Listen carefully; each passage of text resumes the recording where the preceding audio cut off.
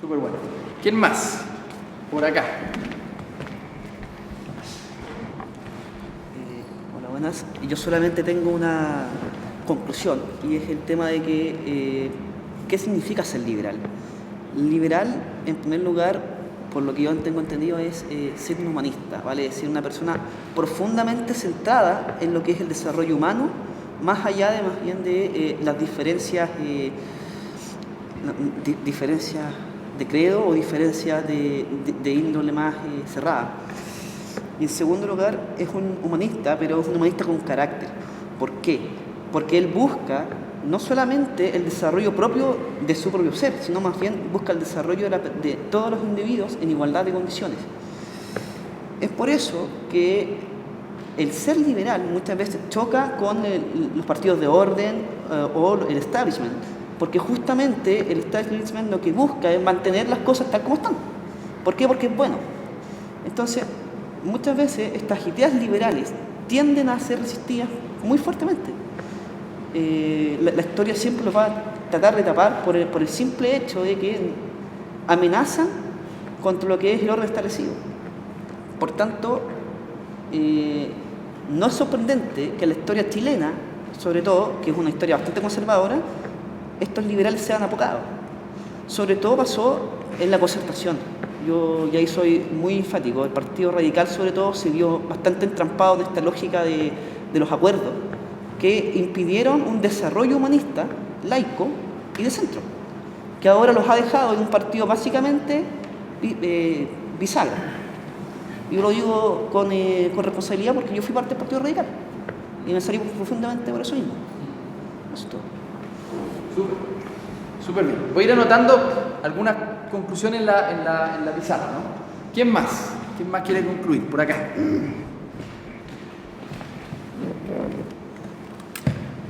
En cuanto a las conclusiones, para mí liberal en primer lugar significa que nuestro análisis político y cualquier tipo de análisis parte necesariamente desde la persona humana.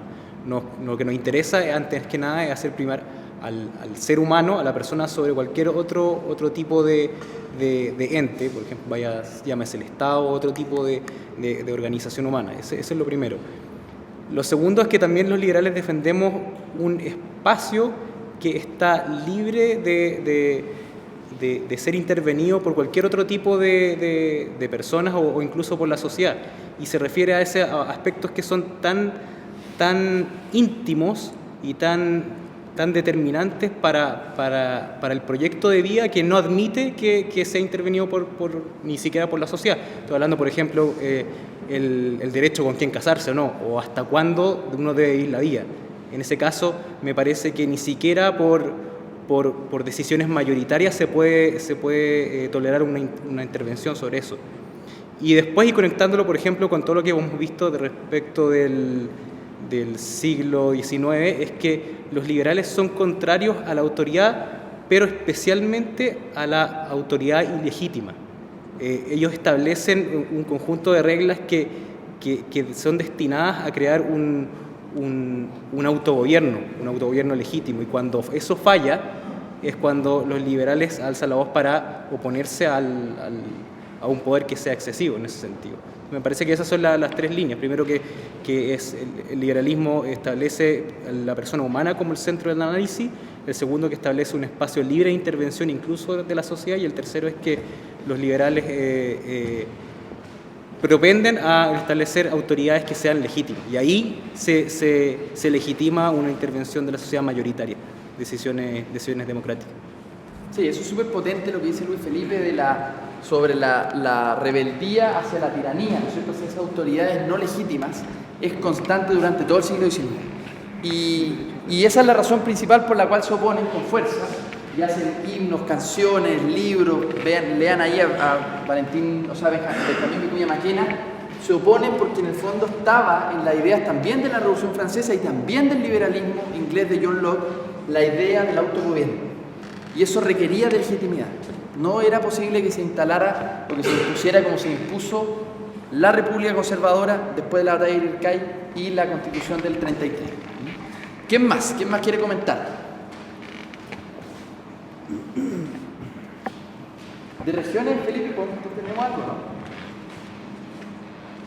echémosle un vistazo porque entiendo que tienen un chat donde pueden comentar. Así que animo a la gente de regiones para que se pegue también su conclusión, ¿no? Yo, más del relato que hemos hecho desde el principio, veo algunas cosas que siguen estando vigentes, el liberalismo que se funda, digamos, en la idea de la ilustración, libertad, igualdad y fraternidad, que están plenamente vigentes.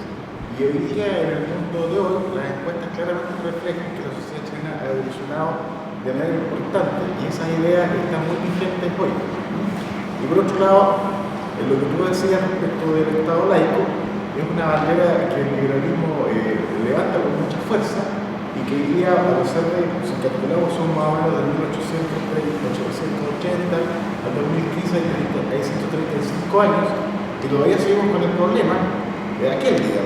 Entonces, una bandera importante en los liberales es justamente luchar, digamos, por un Estado laico que respete y valora las creencias religiosas, pero que lucha con fuerza para que esas creencias religiosas basadas en dogmas no se apliquen a las leyes, que son de todo y de todo. Y eso es un valor fundamental de la democracia que creemos también. Eso para esta. Súper. Gracias, Jorge. Oye, hay un libro que se llama Diego Portales, monopolista, sedicioso y demoledor, que escribe cariñosamente Gabriel Salazar. Dice una cosa muy interesante sobre la imagen pública, sobre la memoria colectiva, ¿no? Dice, el juicio ciudadano sobre el dictador Portales está pues retrasado en 1 siglo y medio. Es que ha sido difícil erradicar su mitología oficial simultáneamente de la conciencia social, de los textos escolares y de los monumentos patrióticos, y además del Estado Nacional. Pero es un juicio que tarde o temprano deberá hacerse. Es una cuestión de oportunidad coyuntural, cierto, pero es sobre todo una cuestión de principios, y no solo por una demanda de objetividad, sino por un deber de dignidad ciudadana, porque ninguna seriedad de la muerte puede inhibir, olvidar o sepultar para siempre la soberanía inalienable de la masa social. El odio a la tiranía, por eso, debe ser a todo nivel cívico implacable.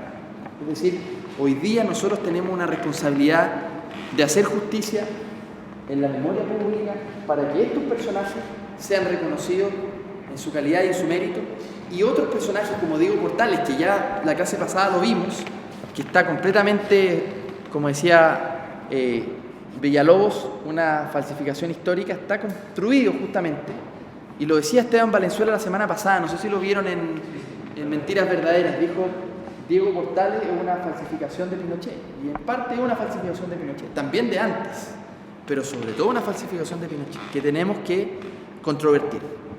De regiones, ¿hay algún comentario? Bien, son los mejores alumnos de ¿Algún comentario aquí?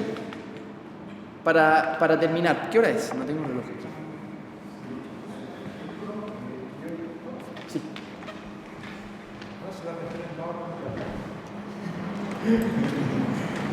Pues hay un tema interesante que tú señalas respecto de esa época de los 30 años de la República Liberal, en lo cual justamente se generó este conflicto en el gobierno de Balmaceda entre los grupos liberales.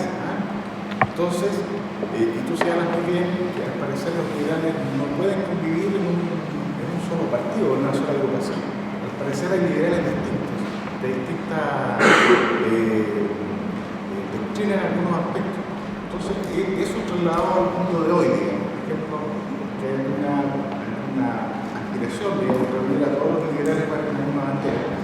Al parecer, eso no aplica en el mundo de hoy.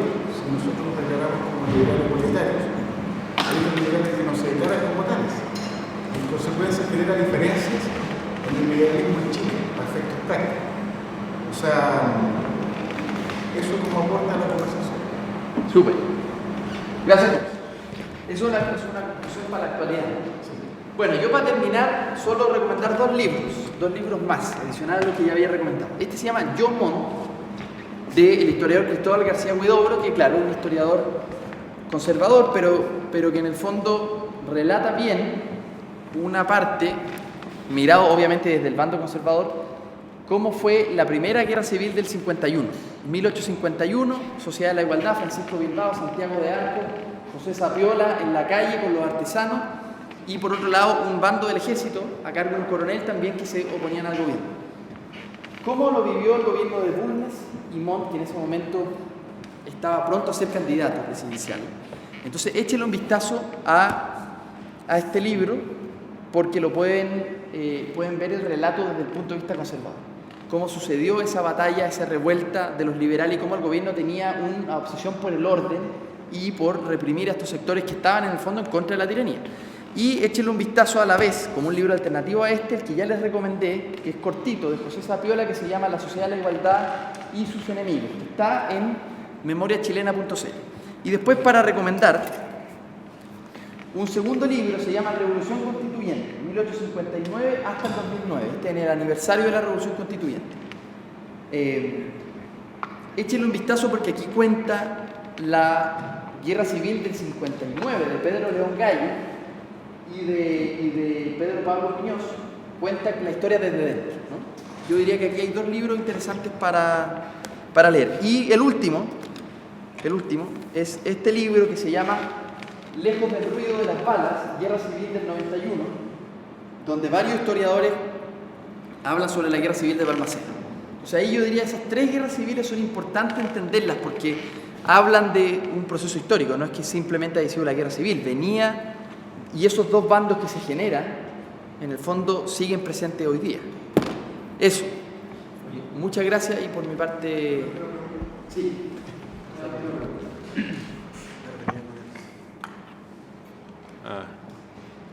Una pregunta, no sé si es tan simple, pero te quería preguntar, ¿por qué revivir hoy día un partido liberal? O también, reflexionando con lo que hemos aprendido en estas clases, ¿cómo ves tú o qué crees tú que les faltó a esos liberales para poder ser exitosos? Porque vimos dos revoluciones fracasadas, vemos que hasta el día de hoy no tenemos un Estado laico como quisieran. Entonces, ¿cómo ves tú eso? ¿Por qué hoy día revivir un liberalismo en base a lo que vimos del siglo XIX? ¿Qué nos falta o qué falta para un ideal de liberalismo igualitario hoy día en Chile? Bueno, es una buena pregunta. Yo diría... ¿Está mal? Como hay varios micrófonos y sería todo. No, yo creo que, a ver, esa pregunta está buena, es una buena pregunta. Yo diría hoy día en Chile, por primera vez, hay una mayoría liberal. Es decir, una mayoría que no necesariamente se reconoce como liberal, doctrinario, pero que en la práctica ha asumido una cultura completamente ya moderna y que se opone, en el fondo, al mundo conservador religioso y no religioso. Y por tanto, en nuestra generación se expresa con claridad que ya hay una generación mayoritariamente liberal. Eso no lo tuvo ninguno de los personajes que acabamos de ver. Porque en esa sociedad, que como decía Lastarrias, venía completamente influida por una herencia colonial católica española, no había mucho espacio para la libertad de pensamiento, para el reformismo político o para esta idea que decía Luis Felipe de autogobierno. No había mucho espacio en esa sociedad más que en una pequeña élite para disputarle ese mundo a los conservadores, amantes solo de la propiedad y solo del orden, ¿no? Esa es la razón por la cual Francisco Bilbao recurre también a los campesinos, a los artesanos y a los trabajadores para poder construir este pensamiento ilustrado, ¿no? Pero en el fondo yo me quedo con la sensación de que ellos en el pasado no tenían una mayoría que los respaldara, pero hoy día sí está esa mayoría. Sin embargo, no está la oferta política. Eso es lo raro. Está la mayoría, pero no hay un partido, o no lo había, un partido que representara esta idea. Por lo tanto, creo que hoy día tiene mucho más razón de ser que incluso en el pasado, que construyamos una fuerza liberal progresista que tenga tres principios: liberalismo político, radical, no con tutela, no con una democracia tutelada, que no le tenga miedo a la democracia, que no le tenga miedo a la Asamblea Constituyente. Un liberalismo político de verdad, como imaginó Voltaire, como imaginó Rousseau, como imaginó John Locke, todo lo que estudiamos en el pasado. Y a su vez, un liberalismo que esté combinado con libertades individuales, es decir, lo que decía Jorge, Estado laico. Eso no significa antirreligiosidad, significa respeto y garantía total a todas las creencias religiosas y por tanto el Estado una neutralidad total para que una creencia particular no gobierne todas las creencias generales. Y eso significa hoy día matrimonio igualitario, eutanasia, despenalización de la marihuana, despenalización del aborto, todas las causas en favor de la libertad individual. Y tercero, libertad económica, emprendimiento, sin complejos por la riqueza, pero también con regulación. No este anarquismo capitalista de la escuela austríaca que quiere desregulación y quiere el Estado mínimo como de lugar, no. Un liberalismo que crea en el emprendimiento, que crea en la riqueza, que crea en el prestigio personal, pero que eso no sea una contradicción con también mínimas reglas del juego en el mercado, para justamente proteger al mercado de los abusos, proteger al mismo mercado de los abusos. Yo creo que esas tres ideas fundamentales son, Iván, las que hoy día tienen mucho sentido, ¿no? Hoy hay una mayoría liberal que hay que aprovechar y que está dispuesto a votar y que está dispuesto a producir cambios, a diferencia de lo que hizo Santa María, que tuvo que hacerlo a contrapelo, porque no había una mayoría en el país que estaba exigiendo matrimonio igualitario o matrimonio civil, o no estaban en esa pelea, ¿no es cierto? El país mayoritariamente oprimido por este pensamiento único, conservador y autoritario. Yo creo que esa es la respuesta, Iván. Bien. Bueno, muchas gracias por haber participado del curso, y en el lanzamiento del libro va a ser la ceremonia donde les vamos a entregar un diploma y les vamos a entregar de regalo el libro, y van a poder escuchar a Agustín Esquella y ojalá a otros personajes que van a estar invitados en la Biblioteca Nacional, donde vamos a lanzar el libro Liberales Plebeyos.